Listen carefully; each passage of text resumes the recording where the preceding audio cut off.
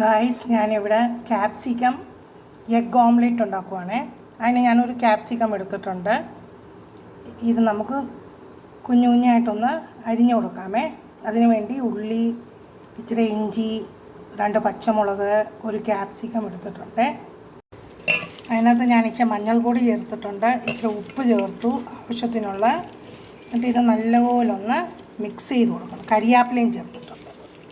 ഇഞ്ചി, കരിയാപ്പില, പച്ചമുളക് എല്ലാം കൂടി നല്ലപോലെ ഒന്ന് മിക്സ് ചെയ്ത് കൊടുക്കണം.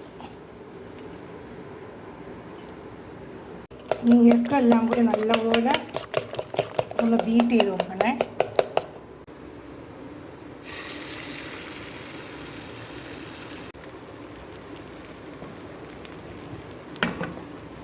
അങ്ങനെ നമ്മുടെ capsicum egg omelette ready. Thanks for watching my video. Please like, share and subscribe my channel. Thank you.